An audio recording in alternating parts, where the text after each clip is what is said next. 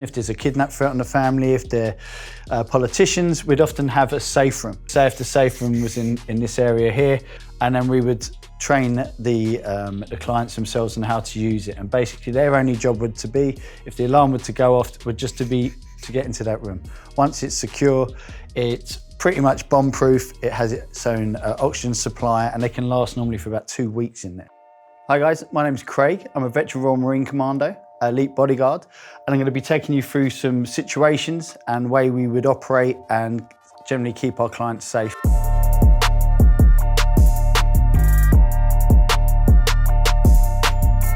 Deep X. Look at that bad boy. That's quite a busy restaurant.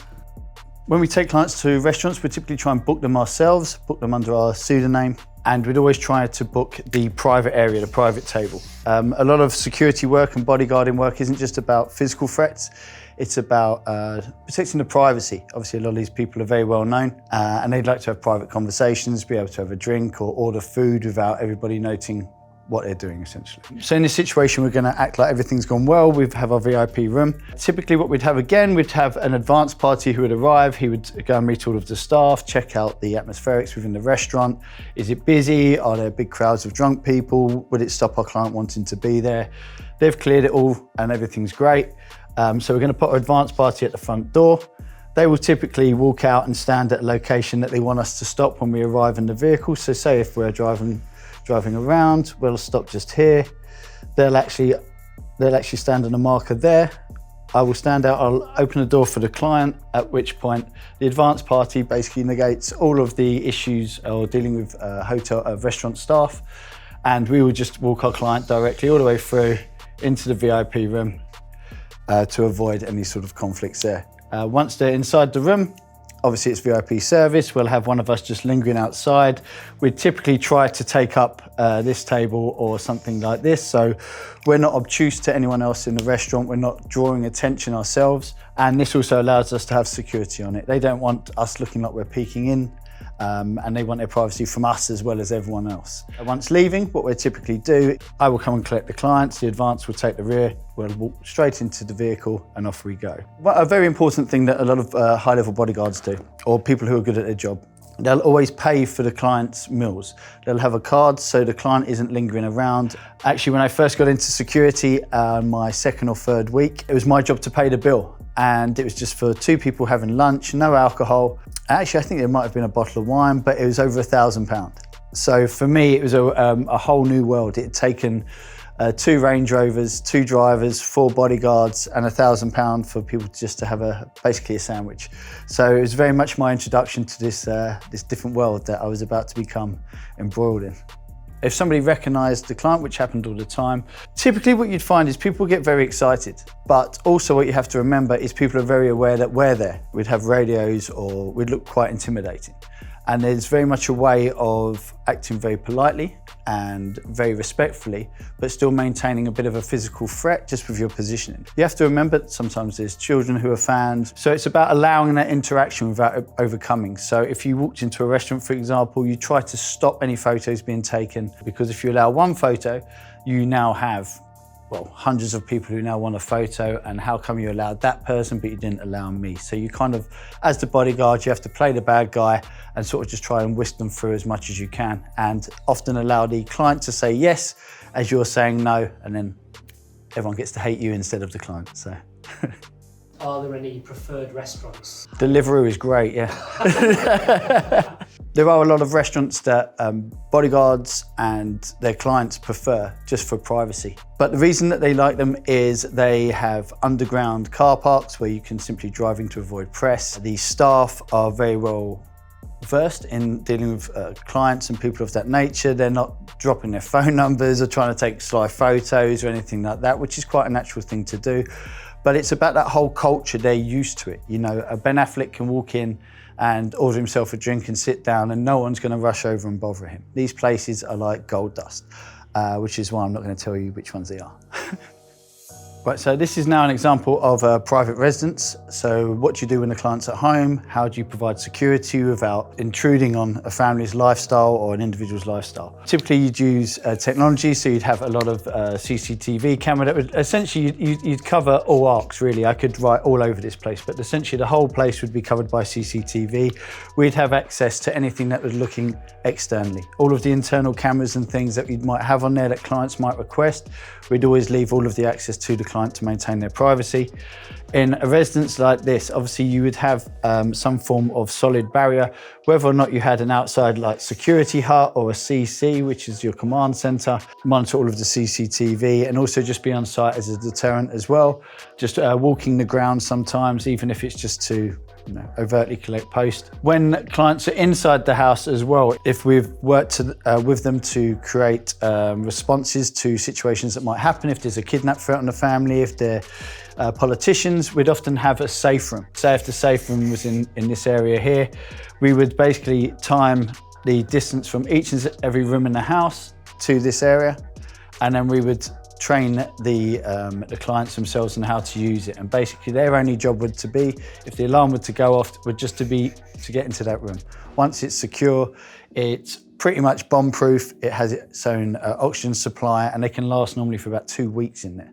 So their main job would to be in there under an attack, but it's quite a rarity for something to get to that level because of all of the primary situations we'd have in.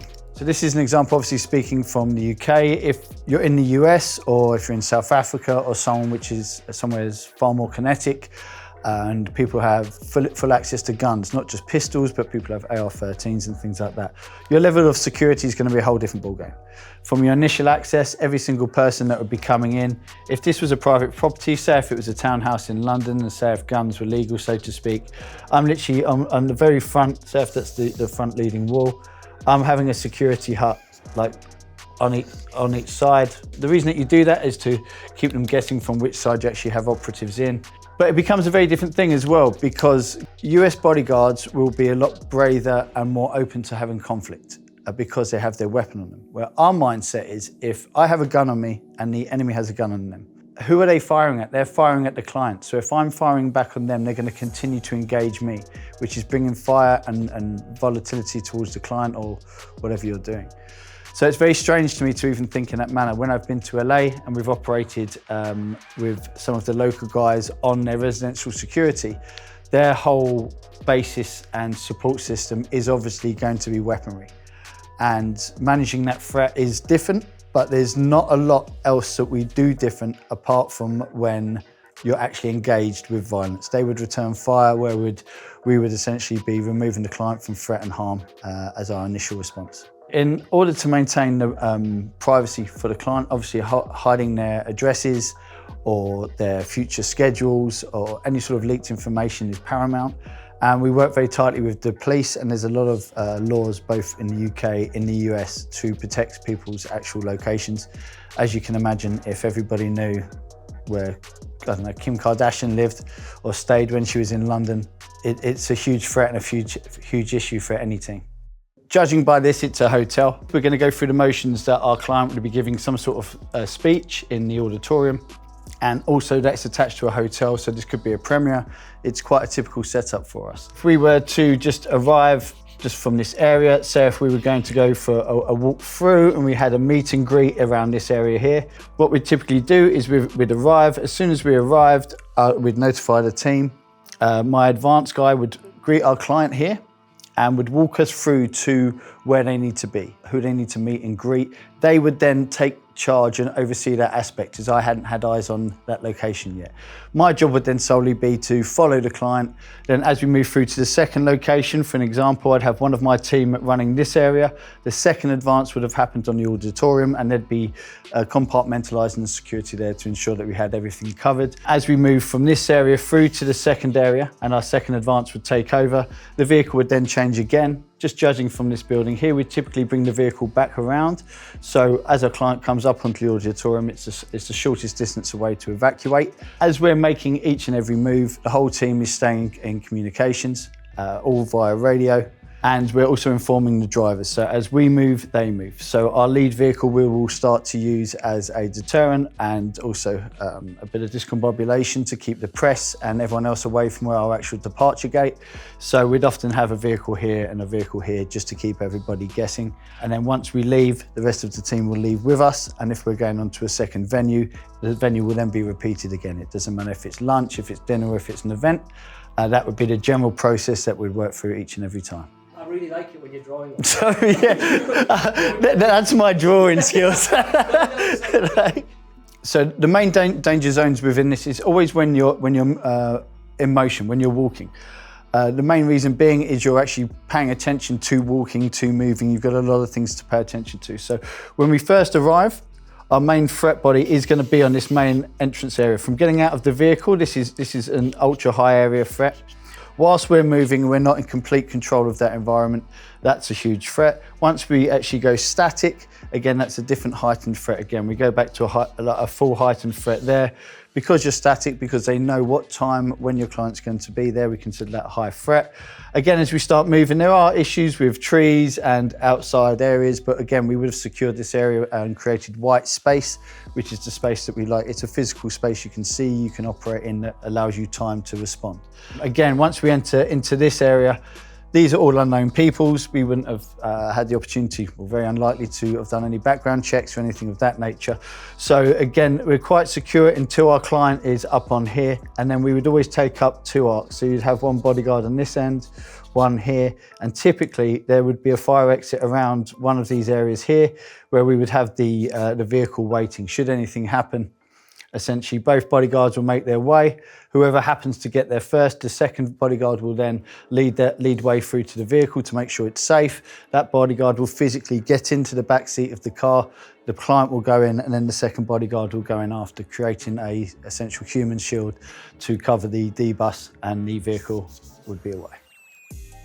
Example here is actually a public gym. Now, first and foremost, that is something that we would never ever want to go to. If we're staying in a hotel, or if we're absolutely necessary that we use a certain gym for a certain reason, we'd always try to get it booked out and have private time. This isn't just because our client's super special and needs all of the weights or all of the gym. It's purely something that we'd put in place to protect their privacy again. As you can imagine, getting any sort of footage of anyone from celebrities to dignitaries is highly sought over. So this is all about privacy, and it's just not worth the workout. There's other things we can do to keep them fit and healthy.